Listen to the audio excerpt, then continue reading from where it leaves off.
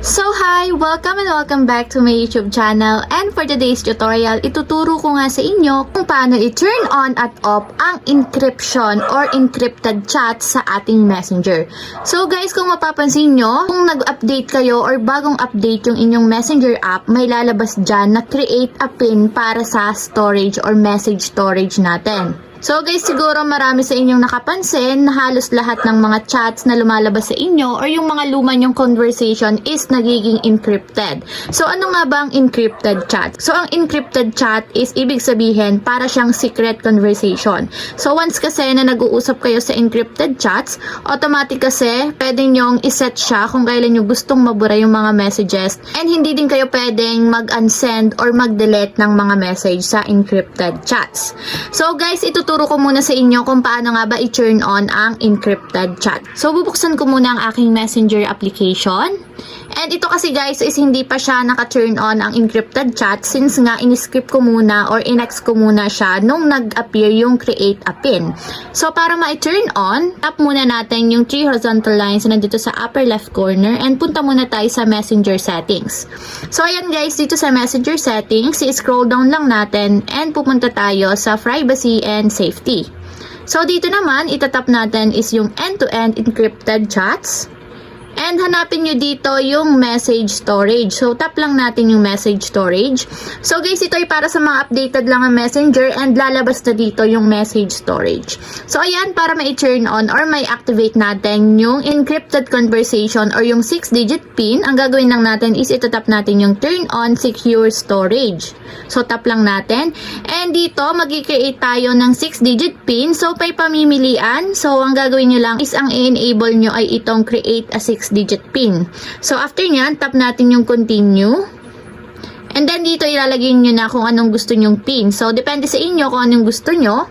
So, maglalagay na ako. So, ayan, after yung mailagay yung 6-digit PIN, dito naman is i-confirm lang natin.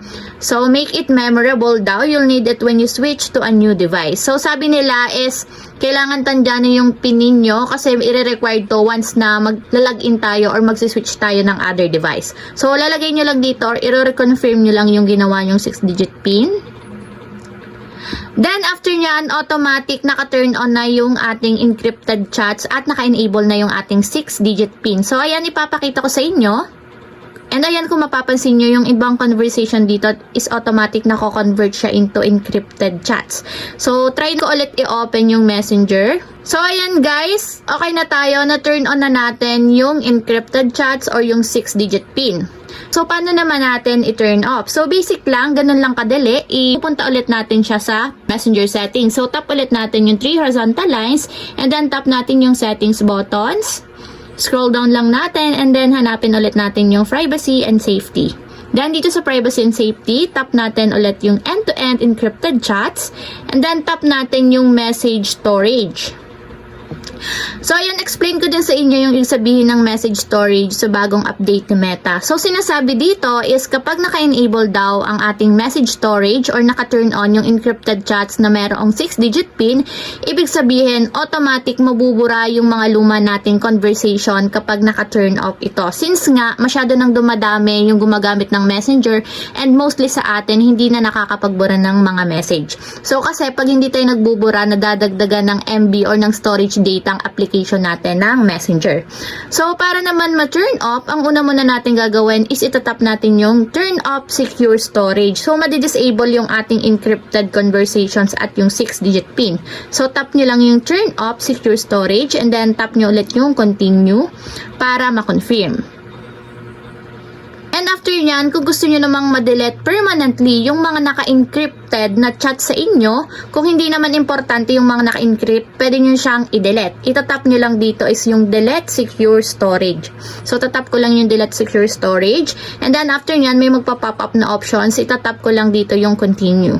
So, ang mabubura lang dito guys is yung mga naka-encrypt na conversations and yung mga luma yung conversations is hindi naman maapektuhan once na naka-turn off na yung inyong message storage. So, dito naman tayo sa low storage data mode. So, explain ko din sa inyo ibig sabihin nito. Kapag naka-turn on yan, kapag mababa na daw storage ng ating mobile device or ng ating messenger, ang matitira lang daw sa ating conversations is yung mga naka 90 days na. Pero kapag lumampas na sila ng 90 days, automatic mabubura siya agad-agad kapag naka-enable ang low storage mode.